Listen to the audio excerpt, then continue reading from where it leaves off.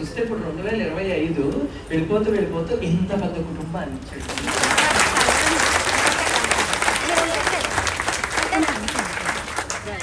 ఎంత పెద్ద కుటుంబం చూడండి. మీరు అందరూ ఆత్మీయతతో వచ్చి, కొంతమంది ఏమో మిమ్మల్ని కలవాలి వచ్చామంటున్నారు, కొంతమంది వీడియోస్ చూసామంటున్నారు, కొంతమంది చూస్తున్నారు. చిన్న చిన్న పిల్లలేమో శ్రీవిష్ణు రూపాయి నేను నేర్పిన పాట మళ్ళీ నాకే నేర్పిస్తున్నాను.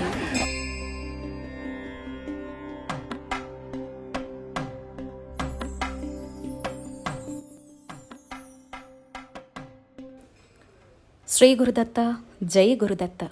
అందరికీ నమస్తే, welcome to our channel. Most awaited video అనుకోవచ్చు. చాలా ఆతృతగా ఎదురు చూస్తున్నారు అందరూ కూడా ఈ వీడియో కోసము. ఎందుకంటే రీసెంట్గా పెట్టినటువంటి ఒక షార్ట్ వీడియో ద్వారా కావచ్చు, ఒక వారం 10 రోజుల ముందు నుంచి మన ఛానల్లో నేను ముందస్తుగా ప్రతి ఒక్కరికి పంపినటువంటి ఆహ్వానం ద్వారా కావచ్చు, హైదరాబాద్కి నండూరు వారు వస్తున్నారు. అందులోనూ నేను రెగ్యులర్గా వెళ్ళి చూపించేటువంటి దేవాలయం కేపీహెచ్బి 6th ఫేజ్లో కొలువై ఉన్నటువంటి శ్రీ శ్రీ శ్రీ ఉమా రామలింగేశ్వర సహిత విజయ కనకదుర్గ అమ్మవారి దేవాలయానికి గురువుగారిని ఆహ్వానించడం జరిగింది. వారు ఒప్పుకోవడం, వస్తున్నారు అనేటువంటి విషయం చెప్పినప్పటి నుంచి ఆయన్ని ప్రత్యక్షంగా చూడాలని ఎంతమంది అయితే ఉన్నారో, మన సబ్స్క్రైబర్స్లో దేశ విదేశాల్లో ఉన్నవాళ్ళు ఉన్నారు, మన తెలుగు రాష్ట్రాల్లో చాలా ప్రాంతాల్లో ఉన్నవాళ్ళు ఉన్నారు, ఇతర రాష్ట్రాల్లో ఉన్నవాళ్ళు కూడా మన తెలుగు వాళ్ళు ఉన్నారు. అందరూ కూడా ఆయన అభిమానులు, ఆయన భక్తులు. ప్రతి ఒక్కరూ కూడా చూడాలని మనసులో ఉన్న సంతోషి ఖచ్చితంగా చూపిస్తుంది అనేటువంటి ఒక ధీమాతో కూడా ఉన్నవాళ్ళు చాలామంది మీలో ఉన్నారని నాకు తెలుసు. ముందే చెప్తున్నానండి, దయచేసి నాకు గురువుగారు వస్తున్నారు అని ఒకరోజు ముందు నుంచే, అంటే కరెక్ట్గా చేయగలుగుతామా లేదా, ఆయన్ని సరిగ్గా ఆహ్వానించగలుగుతామా లేదా అనేటువంటి టెన్షన్ ఒకవైపు, ఇలాంటి ఎక్స్పీరియన్స్ అనేది ఎప్పుడూ లేదు అనేటువంటిది ఒకటి. అంటే టెంపుల్ వరకు ఇటువంటి ఉంటాయి, బట్ పర్సనల్గా మనం ఒకరిని పిలిచినప్పుడు వాళ్ళకి తగినట్టుగా ఏర్పాట్లు చేయగలుగుతామా, వాళ్ళని ఆహ్వానించగలుగుతామా, చేయాల్సినటువంటి విధానాన్ని కరెక్ట్గా పాటిస్తామా, ఇలాంటి టెన్షన్స్ చాలా ఉంటాయి. వాళ్ళు నిమిత్త మాత్రులు, వాళ్ళు అలాంటివన్నీ ఆలోచించారనమాట. భగవంతుడి దర్శనం కోసం వస్తున్నారు కాబట్టి అస్సలు అలాంటి ఆలోచనలే ఇటువంటి గురువులకు ఉండదు. కానీ మనకుంటుంది కదా లోపల, ఆ టెన్షన్ వల్ల వీడియో మొత్తం కూడా మా బాబుకి అప్పచెప్పేశాను. నాన్న నువ్వు తీయాలి నాన్న, నేను వెనకాల ఉంటాను, అన్నీ చూసుకుంటూ ఉంటాను. ఎందుకంటే నండూరి శ్రీనివాస్ గారు, శ్రీమాన్ నండూరి శ్రీనివాస్ గారు అంటేనే ఆధ్యాత్మిక ప్రవచనకర్త మాత్రమే కాదు, చాలా సహజ శైలిలో అందరికీ అర్థమయ్యే విధంగా పూజా విధానాలు, వ్రతాలు, దేవతల విశిష్టతలు, పురాణ కథలు, అలాగే మనకి పుణ్యక్షేత్రాలకు సంబంధించి చాలా ఈజీగా చక్కగా దైవ దర్శనాన్ని ఎలా చేసుకోవచ్చు, ఇలాంటివి ఎన్నో కూడా మనందరికీ ఆధ్యాత్మికంగా తెలియజేస్తూ, జాగృతం చేస్తూ గత కొన్నేళ్లుగా కొన్ని లక్షల కోట్ల మంది అభిమానాన్ని చూరగొన్నటువంటి ఆధ్యాత్మికవేత్త ఆయన. మరి అటువంటి ఆయన మన మధ్యకి, అంటే వారు బెంగళూరులో నివసిస్తారు కాబట్టి హైదరాబాద్కు వస్తున్నారు. అందులోనూ ఎక్కడో ఉండేటువంటి, ఏ మూలనో పిలిచేటువంటి ఒక భక్తురాలి పిలుపు ఆలకించి సరే వస్తాను అనేటువంటి ఆహ్వానాన్ని అందుకొని ఆయన చెప్పిన తర్వాత ఆయన్ని చూడ్డానికి చాలామంది వస్తారు కదా. సో ఆ ఏర్పాట్లలో నిమగ్నమయ్యి నాకు భయం వేసి నేనైతే వీడియో జోలికి పోలేదన్నమాట. సో మొత్తం బాబే తీశాడు. ఒకవేళ షేకింగ్స్ లాంటివి ఉన్నా, అటు ఇటులాగా ఏమన్నా జరిగినా దయచేసి కాస్త క్షమించండి. అండ్ గురువుగారు ఎలా వచ్చారు, వారి పర్యటన అంటే అమ్మవారి దర్శనం మొత్తం ఎలా సాగింది, నా అనుభూతులు మాత్రమే ఈ వీడియోలో మీ అందరికీ పంచుకుంటూ ఉన్నాను. ఈ వీడియో చేస్తున్నప్పుడు కూడా, ఎడిటింగ్ కానీ వాయిస్ ఇస్తున్నప్పుడు కూడా మనసులో తెలియనటువంటి భయం ఉందన్నమాట. అమ్మో ఏమన్నా పొరపాట్లు మాట్లాడతానేమో, లేకపోతే తెలిసి తిరిగి ఏమన్నా మాట్లాడతానేమో అని చెప్పేసి. అందుకే ఒక ప్రత్యక్షంగా చూసినటువంటి ఒక భక్తురాలి అనుభూతిగా మాత్రమే ఈ వీడియోని దయచేసి తీసుకోండి. చూస్తున్నారు కదా ఎంత చక్కగా ఆ చిరునవ్వుతో అందరినీ పలుకరిస్తూ, టెంపుల్ తరపునైతే మాత్రం ఆలయ కమిటీ వాళ్ళు చక్కగా మర్యాదపూర్వకంగా పూర్ణకుంభ స్వాగతాన్ని పలకడం జరిగిందండి. ఆల్మోస్ట్ నాకు తెలిసి మినిమం 1000 మెంబర్స్ ఉండి ఉండొచ్చు ఆ రోజు గురువుగారిని చూడడానికి వచ్చిన వాళ్ళు. ఇంకా మ్యాక్సిమం ఎంత అనేది అంచనా వేయలేకపోయాం అనమాట. స్టార్టింగ్ చూడడానికి చాలా తక్కువగా అనిపించారు, బట్ గురువుగారు వచ్చినటువంటి ఒక 10 నిమిషాలకే మొత్తం టెంపుల్ అంతా కూడా నిండిపోయిందనమాట. చాలామంది వచ్చారు ఆయన్ని చూడడానికి అని చెప్పేసి. అమ్మో ఎక్కడెక్కడి నుంచో, నెల్లూరంట, తిరుపతి, విశాఖపట్నం అని చెప్పారు, ఇంకా చాలా ప్రాంతాలు చెప్పారండి. అక్కడక్కడి నుంచి కూడా మేము రాత్రే వచ్చామండి, రూమ్ తీసుకున్నాం ఇక్కడ హైదరాబాద్లో. సో గురువుగారిని ప్రత్యక్షంగా చూడాలి అని చెప్పేసి అందరు రావడం జరిగింది. మీలాగే నేను కూడా మొదటిసారి గురువుగారిని చూడడం అండి. మొట్టమొదటిసారి ఆయన అక్కడే కారు దిగిన తర్వాత చూడటం, అమ్మని కారు దిగిన తర్వాత చూడటం, అంటే రమ్మని పిలిచిన తర్వాత వాళ్ళు వస్తారు అని తెలిసిన తర్వాత మనం చూడబోతున్నాము అనేటువంటి ఆతృత అనుభూతి మనసులో మీ అందరికీ ఎలా అయితే అంటే ఆయన్ని ఇష్టపడే వాళ్ళందరికీ ఎలా ఉంటుందో నాది కూడా సేమ్ ఫీలింగ్ ఫస్ట్ ఇంప్రెషన్ అనమాట. మనకి 2025లో కార్తీక మాసంలోనే క్షీరాబ్ది ద్వాదశి నాడు గురువుగారు దుర్గమ్మ ఆలయ సందర్శన కోసం అని చెప్పి దర్శనార్థం రావడం జరిగింది. ఎటువంటి ప్రవచనం వంటివి పెట్టుకోలేదండి, కానీ అంతమంది గురువుగారి కోసం చూస్తూ ఉన్నారు కదా, సో వాళ్ళని ఉద్దేశించి మాత్రం ఒక 10 నిమిషాలు అయితే మాట్లాడడం జరిగింది. ఎందుకంటే ఆయన వాక్కు కోసమే, ఆయన ఏం చెప్తారా అనేటువంటి మాటల కోసమే చాలామంది ఎదురు చూస్తూ ఉంటారు కదా. సో అయితే వారు ఒక 2 మహిమల్ని అమ్మవారికి సంబంధించి చెప్పడం జరిగింది. అది నేను స్పెషల్గా భక్తులకు ఉపయోగపడే విధంగా వాటిని నేను ప్రజెంట్ చేస్తానండి. ఇప్పుడు ఈ వీడియోలో మాత్రం గురువుగారికి సంబంధించినటువంటి దర్శనానికి సంబంధించి ఉండే విశేషాలు మాత్రమే, అక్కడ ఉండే అనుభూతుల్ని ప్రత్యక్షంగా నేను పొందినవి, నేను చూసినవి మాత్రమే ఆలయానికి సంబంధించి మీ అందరితో షేర్ చేసుకోవడం జరుగుతోంది.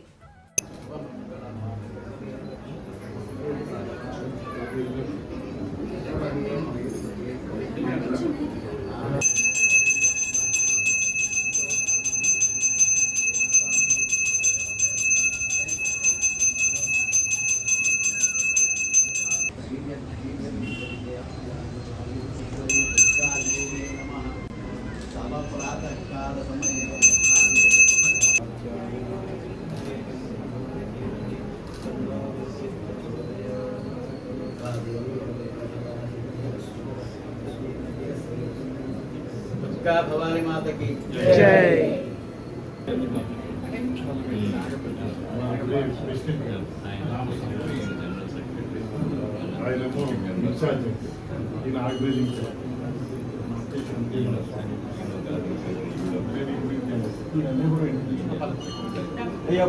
సార్ చూడు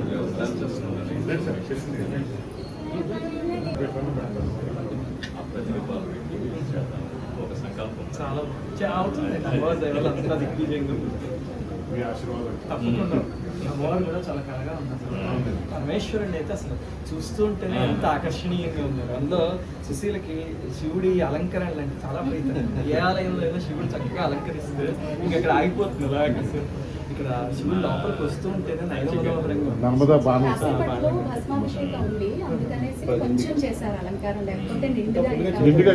సాయంత్రం ఇప్పుడే 10 గంటలకి ఎప్పటికీ ఆల్రెడీ స్టార్ట్ చేసేవాళ్ళండి. లాస్ట్ ఆదివారం లక్ష బిల్వాక్ష, రేపు ఆదివారం అన్నాభిషేకం అండి, ఆ పై ఆదివారం లక్ష రుద్రాక్షలతో ప్రతి సంవత్సరం కూడా అర్చక స్వాములు చక్కగా అలంకరణ చేస్తారు. అలాగే శివుడు చక్కగా ఉన్నారు, అమ్మవారు ఎంత కళగా ఉన్నారు.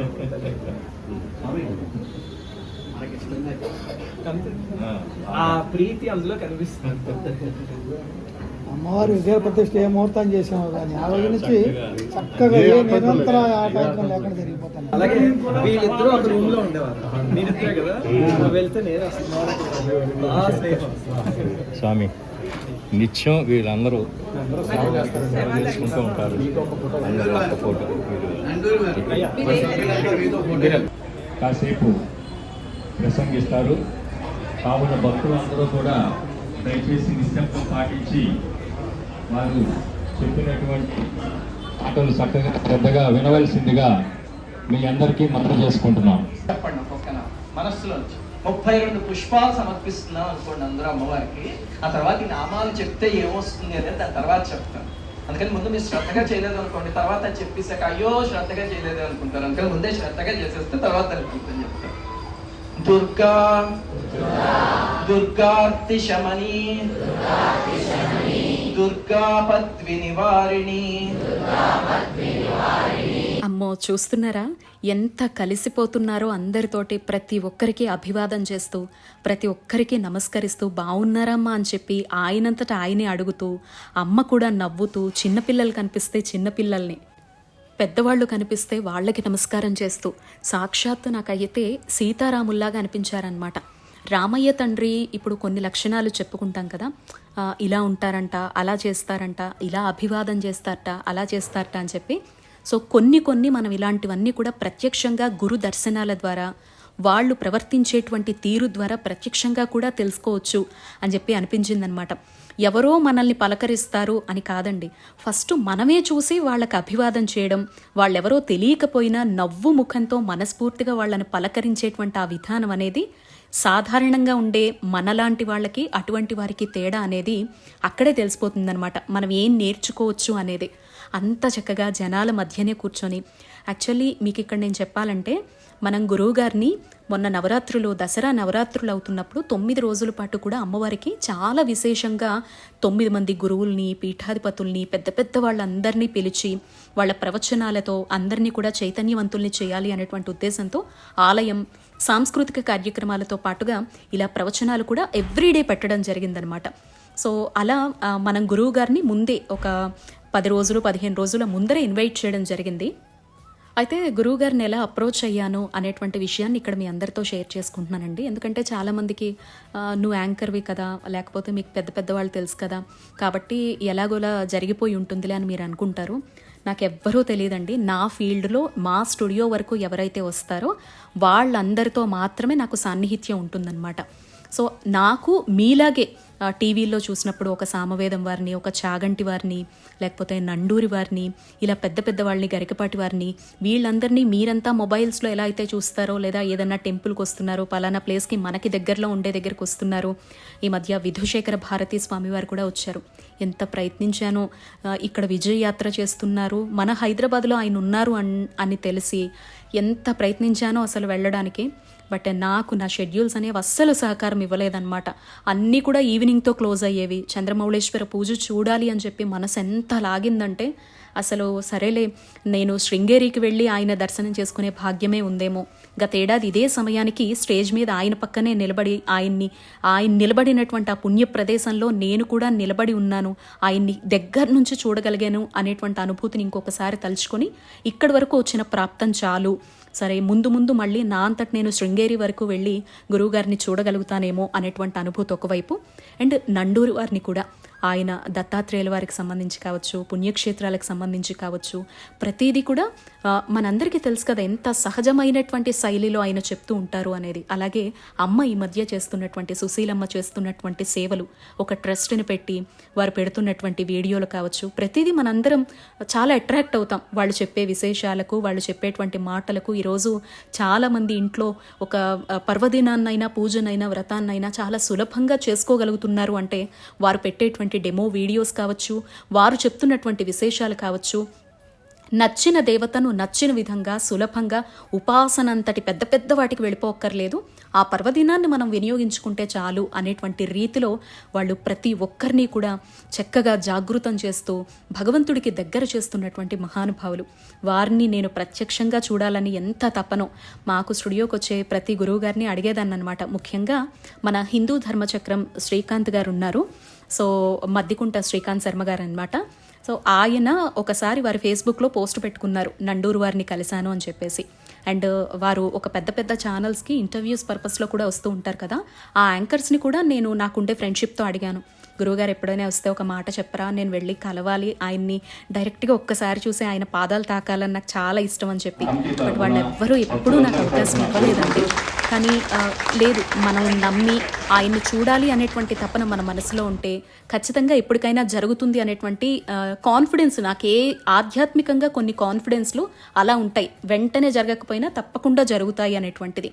సో అలా ఒకసారి ఆయన ఫేస్బుక్లో మద్దికుంట శ్రీకాంత్ శర్మ గారు ఆయన పోస్ట్ పెట్టుకుంటే, వారు మా స్టూడియోకి ఎక్కువగా వస్తూ ఉంటారు కాబట్టి వారిని అడిగాను అనమాట, ఎప్పుడైనా మళ్ళీ మీరు కలిసే సందర్భం వచ్చి హైదరాబాద్ వస్తే మాత్రం నాకు ఒక అవకాశం ఇవ్వండి, నేను గురువుగారిని కలవాలి అంటే తప్పకుండా చెప్తానమ్మా అన్నారు. అయితే నవరాత్రులు వచ్చి గరికపాటి వారు ఇలా పెద్ద పెద్ద వాళ్ళందరినీ పిలుస్తున్నారు కదా, నండూరు వారిని కూడా పిలిస్తే బాగుంటుంది కదా, చాలామంది ఇష్టపడతారు కదా అని చెప్పి నేను శ్రీకాంత్ శర్మ గారిని అప్రోచ్ అయ్యి, మీ దగ్గర ఏమన్నా కాంటాక్ట్ డీటెయిల్స్ ఉన్నాయా అండి, గురువుగారిని పిలవాలనిపిస్తోంది అని చెప్పి వారిని అడిగితే, సో వారు వాళ్ళ పిఏ నెంబర్, అంటే నండూరు వారి పిఏ నెంబర్ నాకు ఇవ్వడం జరిగింది. సో ఒక మెసేజ్ పెట్టానన్నమాట మర్యాదపూర్వకంగా, ఇలా నవరాత్రులు జరుగుతున్నాయండి, ఇలా పెద్ద పెద్ద వాళ్ళందరూ, చాగంటి వారు, ప్రతి ఒక్కరూ పీఠాధిపతులతో సహా వచ్చి మన ఆలయాన్ని సందర్శించారు. సో మన హైదరాబాద్ వాసుల కోసం ఈ నవరాత్రుల్లో మీ ప్రవచనం అమ్మ వైభవానికి సంబంధించి అందిస్తే బాగుంటుందని మా ఉద్దేశం, గురువుగారికి సమాచారం చేరవేస్తారా అని చెప్పి పిఏ గారిని అడిగానమాట. అడిగితే తప్పకుండా అమ్మ అని చెప్పి నాకు ఒక మాట చెప్పారు. గురువుగారు నవరాత్రుల్లో దీక్షలో ఉంటారమ్మా, పొలిమేర దాటి ఎక్కడికి వెళ్ళరు, కానీ మీకు మాట ఇస్తున్నాం, నవంబర్లో గురువుగారు హైదరాబాద్ వచ్చేది ఉంది, తప్పకుండా అమ్మ దర్శనం కోసం గురువుగారు సతీ సమేతంగా వస్తారమ్మా అని చెప్పి మాటిచ్చారు. సర్లే నవరాత్రి అప్పుడు కదా నేను అనుకున్నాను అనమాట, అయ్యో భాగ్యం లేదే, సరేలే ఇక్కడికే ప్రాప్తమేమో, మళ్ళీ ఎప్పుడైనా టైం ఉంటుందేమో, ముందు ముందు శివరాత్రి ఇలాంటివి ఉన్నాయి కదా, అప్పుడు కూడా మళ్ళీ ఇన్వైట్ చేసి చూద్దాము అని చెప్పేసి వారు చెప్పింది కరెక్టే కదా, గురువుగారు దీక్షలో ఉంటారు కదా అని ఆ సందర్భం అక్కడితో క్లోజ్ అయిపోయిందనమాట. కట్ చేస్తే 1.5 month తర్వాత మళ్ళీ నండూరు వారి పిఏ దగ్గర నుంచి మెసేజ్ వచ్చిందనమాట. అమ్మా, ముందుగా మనం అనుకున్నట్టుగా గురువుగారు నవంబర్లో పలానా తేదీ రోజున రాబోతున్నారు, సో దర్శనార్థం వస్తారమ్మా, ఒకసారి మీ సాధ్యాసాధ్యాల్ని మాకు సమాచారం ఇవ్వండి అన్నారు. వెంటనే టెంపుల్ కమిటీ వాళ్ళతో మాట్లాడడం, అసలు నేను 2 days బిఫోరే చెప్పానండి, అయినా కూడా టెంపుల్ వారు ఇంత పిసరు కూడా నిరాకరించలేదన్నమాట. ఎందుకంటే అందరికీ అన్నీ తెలియాలని లేదు. ఇప్పుడు ఒక టెంపుల్ని, ఇంత పెద్ద టెంపుల్ని నడుపుతున్నారు అంటే వాళ్ళకి చాలామంది తెలిసినా కూడా ప్రతిదీ డీప్ అబ్జర్వేషన్లో ఉండలేరు. నిత్యం అమ్మవారి సేవలో, దేవాలయానికి సంబంధించి భక్తులకు అందించే సౌకర్యాలలో వాళ్ళ పర్సనల్గా లైఫ్స్ని చూసుకుంటూ, వాళ్ళ సంసారాల్ని చూసుకుంటూ, మళ్ళీ వాళ్ళు భక్తులకు సేవ పర్పస్లో కమిటీ వాళ్ళు అనేవి దేవాలయాల్ని నిర్వహిస్తూ ఉంటారు. మనం చాలా ఈజీగా వెళ్ళి ఒక 5 నిమిషాల్లో దర్శనం చేసుకొచ్చేసి మన మనసుతో, మన కళ్ళతో చూసిన దాన్ని వెంటనే జడ్జ్ చేసి ఒక మాట అనేస్తాం. కానీ అండి, టెంపుల్స్ని నిర్వహించడం అనేది అంటే కట్టిచ్చేయడం వేరు, దానికి కావాల్సినటువంటి డబ్బులు రావడం వేరు, బట్ భక్తులకు ఎలాంటి ఇబ్బందులు లేకుండా మెయింటైన్ చేయడం అనేది ఆ కమిటీ ఎవరైతే ఉంటారో వాళ్ళకు మాత్రమే తెలుస్తుందన్నమాట. సో ఇది సామాన్య విషయం కాదు కదా. నండూరి వారు అంతటి పెద్ద గురువు గారు వస్తున్నారు అంటే ఏర్పాట్ల విషయంలో కావచ్చు, జాగ్రత్తల పరంగా కావచ్చు, మర్యాద విషయంలో కావచ్చు, ప్రతిదీ కూడా మనం 1-2 సార్లు ఆలోచించుకోవాలన్నమాట. సో వెంటనే చెప్పగానే అయ్యో అంతకన్నానా, రానివ్వండి అని చెప్పేసి ఒక 2 daysలోనే ఏర్పాట్లు చేసేసారండి. 2 to 3 daysలోనే అనమాట. అలా గురువుగారు రావడం జరిగింది. నేను మీకు వాళ్ళందరితో చెప్పిన తర్వాత, అంతా జరిగిన తర్వాత ప్రోమో రెడీ చేసుకొని మీ అందరికీ కూడా సమాచారం ఇచ్చాను. ఎందుకంటే హైదరాబాద్ వస్తున్నారు అంటే ఎప్పుడో వస్తారు, ఏడాదికి 1-2 సార్లు అవసరం ఉన్నప్పుడు మాత్రమే ఇటువైపు వస్తారు కదా. వారి బిజీ షెడ్యూల్, వారికి ఉండేటువంటి జాబ్, వారికి ఉండేటువంటి సేవలు ఈ ఒక్క ప్రాంతమేనా, సో చాలా ప్రాంతాలు కాబట్టి హైదరాబాద్లో ఉండేవాళ్ళు కూడా దగ్గర నుంచి చూడాలని నాలాగే పరితపించే వాళ్ళు ఉంటారు కదా. అందుకే నేను సమాచారం ఇచ్చానమాట. కానీ గురువుగారు వచ్చినటువంటి ముందు రోజే మీ అందరికీ తెలుసు, శ్రీకాకుళంలో ఒక టెంపుల్లో, వెంకటేశ్వర స్వామి టెంపుల్లో ఆ ఇష్యూ జరగడం అనేది అమ్మో నా మనసులో చాలా భయం వేసిందనమాట. ఒకవేళ అనుకోకుండా నండూరు వారిని చూడడానికి కూడా తండోపతండాలుగా వచ్చేస్తే ఎలా మేనేజ్ చేయాలి, ఎంతమంది వస్తారు, ఈ ఎక్స్పెక్టేషన్స్ అనేవి చాలా భయం వేస్తుందండి ఒక్క క్షణం అనేది. అయినా కూడా టెంపుల్ వాళ్ళు ఎంతో జాగ్రత్తగా ఉన్నారు, అంతే ఇదిగా భక్తులు కూడా వచ్చిన వాళ్ళైతే మాత్రం ఇదిగో వారిని తాకాలని చాలా పరితపించారు. కానీ చాలా డిగ్నిటీ మెయింటైన్ చేశారండి, పద్ధతిగా ఉన్నారు. ఎవరు మరీ టూ మచ్గా మీద పడిపోవడం కానీ, వారికి అడ్డం పడిపోవడం కానీ, తోసుకోవడం కానీ ఇలాంటివి ఏవీ చెయ్యలేదన్నమాట. చాలా సంతోషం అనిపించింది. ఎంతోమంది మన సబ్స్క్రైబర్స్ కూడా రావడం జరిగింది, సో అది కూడా మీతో షేర్ చేస్తాను. బట్ ఇక్కడ మాత్రం చూస్తూ ఉండండి. ఇలా అందరితో మాట్లాడిన తర్వాత అమ్మవారికి సంబంధించి ఒక 2 మహిమలు చెప్పడం జరిగింది. అమ్మవారి మంత్రం ఏం జపిస్తే మంచిది చెప్పారు, అమ్మవారి సాధన ఎలా చేయాలో తెలియజేశారు. ఇంకా ఆ తర్వాత వారికి మళ్ళీ వేరే కార్యక్రమాలు ఉన్నాయి కాబట్టి అప్పటికే మనకి 9:30కి టెంపుల్కి వచ్చేది ఉంటే 9:20కి అంతా టెంపుల్లో ఉన్నారండి. అంత టైమింగ్ మెయింటైన్ చేశారనమాట. ఇంకా వచ్చి ఆల్మోస్ట్ 11-11:15 వరకు కూడా టెంపుల్ దగ్గరే ఉన్నారు. అంతసేపు టైం వెచ్చించారు, అందరితో మాట్లాడారు, ప్రతి ఒక్కరిని పలకరించారు. ఇదిగో చూడండి, కొంతమంది అయితే పాపం ముందుగానే అపాయింట్మెంట్స్ తీసుకున్నారంట, టైంకి కొంతమంది సరిగ్గా రాలేదు. అక్కడ ఉన్నవాళ్ళు వాళ్ళ సమస్యలు చెప్తున్నా తనకు కుదిరినంతలో గురువుగారికి ఎంతవరకు సాధ్యమో అంతవరకు వింటూ పరిష్కారాలు చెప్తూ వెళుతున్నారనమాట. కొంతమంది కన్నీటి పర్యంతం అయ్యారు, కొంతమంది తాకగానే చాలు అదృష్టం వచ్చినట్టుగా భావించారు, పాదాలను తాకాలని కొంతమంది ప్రయత్నించారు. బట్ అందరికీ అవకాశం లేకపోయిందండి. అసలు చెప్పాలంటే నేను ఆయనతో ఒక్క ఫోటో కూడా తీసుకోలేదండి. నాకైతే ఎంత బాధ అనిపించిందో. కానీ లేదు మీరందరూ చూశారు, దూర ప్రాంతాల నుంచి వచ్చారు, మీరందరూ ఆస్వాదించారు, అంతవరకు చాలు అనుకున్నాను. కనీసం ఆయనతో ఒక్క మాట మాట్లాడడానికి ఎంత పరితపించానో నేను, ఆయనతో ఒక మాట మాట్లాడాలి, అమ్మతో మాట్లాడాలి అని చెప్పి. కానీ నాకు ఏ మూల కూడా అవకాశమే దొరకలేదన్నమాట. సో మొత్తానికి గురువుగారు అలా అందరి మాటలు వింటూ, వాళ్ళ ఫ్రెండ్స్ వచ్చారు, చిన్ననాటి స్నేహితులు, వాళ్ళందరినీ కలిసి దేవాలయం అంతా చూసి ఎంత చక్కగా కట్టారు, ఎంత శాస్త్రబద్ధంగా కట్టారు, చాలా బాగుంది దేవాలయం.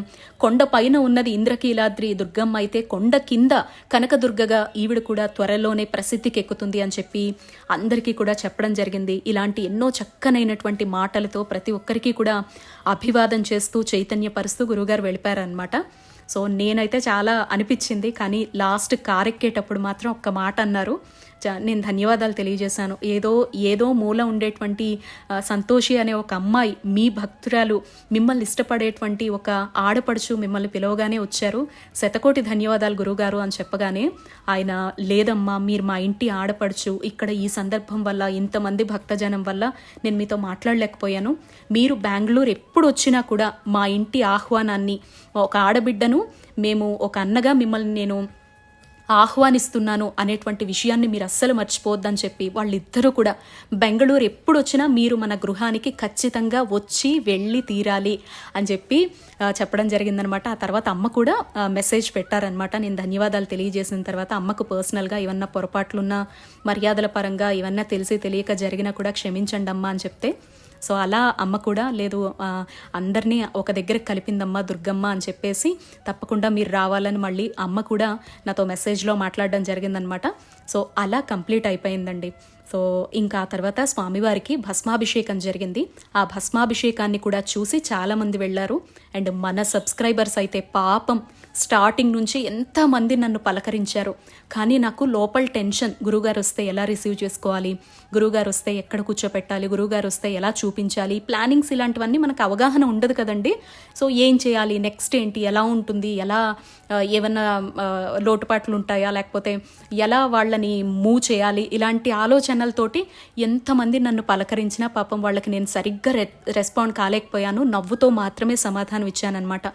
ఎంతో దూరం నుంచి వచ్చి ఆ తర్వాత నన్ను కూడా ఆదరించి నా వీడియోస్ గురించి మీరు మాట్లాడి ఆ సెల్ఫీలు అవి తీసుకొని, అసలు నాకు కూడా ఇంతమంది అభిమానం ఉందా అనేటువంటి ప్రత్యక్షంగా చూసిన తర్వాత నా కళ్ళల్లో నీళ్లు తిరిగాయి. కొంతమంది నన్ను చూసి కళ్ళల్లో నీళ్లు తిరిగిన వాళ్ళు కూడా ఉన్నారనమాట.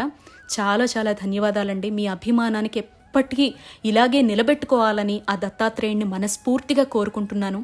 అలాగే ఒక్క చిన్న విన్నపాన్ని, ఒక చిన్న ఆహ్వానాన్ని మన్నించి ఇంత దూరం వచ్చి ఇంతమంది భక్తులకు దర్శన భాగ్యాన్ని కల్పించినటువంటి గురువు గారికి కూడా, సతీ సమేతంగా వచ్చినటువంటి నండూరి వారికి కూడా పాదాభివందనాలు తెలియజేసుకుంటూ, వచ్చిన మీ అందరికీ కూడా మనస్ఫూర్తిగా కృతజ్ఞతలు, ధన్యవాదాలు తెలియజేసుకుంటూ, ఒకవేళ ఎవరినైనా సరిగ్గా పలకరించలేకపోయినా, సరిగ్గా చూడలేకపోయినా, వారిని కలిసే అవకాశం రాలేదు అని అనుకున్నా దయచేసి ప్లీజ్ ఏమీ అనుకోకండి. చాలా దూరం నుంచి మీరంతా వచ్చారు, కానీ అక్కడుండే పరిస్థితులు మీరు ప్రత్యక్షంగా చూశారు. అవకాశరీత్యా ఎంతవరకు చూడగలరో అంతవరకు భాగ్యాన్ని అయితే పొందారు, అంతవరకు ఈశ్వరేచ్ఛ అనుకొని మీరంతా కూడా మనస్ఫూర్తిగా ఈ అక్కడ ఉండేటువంటి సందర్భాన్ని స్వాగతించే ఉంటారు అని భావిస్తూ, ఇదండి ఇవాళ వీడియో. నచ్చింది అనుకుంటున్నాను. ప్రతిదీ కూడా క్లియర్ కట్గా చెప్పాను. అండ్ గురువుగారు ఒక 2 పవర్ఫుల్ మహిమలను అమ్మవారికి సంబంధించి చెప్పడం జరిగిందనమాట. వాటిని స్పెషల్గా నేను వీడియోలో పెడతాను, ఒక వీడియో కింద పెడతాను. అది పెద్ద డ్యూరేషన్ ఉంది, అంటే సుమారుగా ఒక 15-20 నిమిషాల వరకు మాట్లాడారనమాట. సో వాటిని ఒక స్పెషల్ వీడియో కింద పెడతాను. అమ్మవారి ఆ 2 మహిమలు కూడా మీరు తెలుసుకోండి, గురువుగారు చెప్పిన మంత్రం కూడా మీరు తెలుసుకుంటారు అని ఆశిస్తే ఏమన్నా పొరపాట్లుంటే దయచేసి క్షమించండి. జై గురుదత్త, శ్రీ గురుదత్త.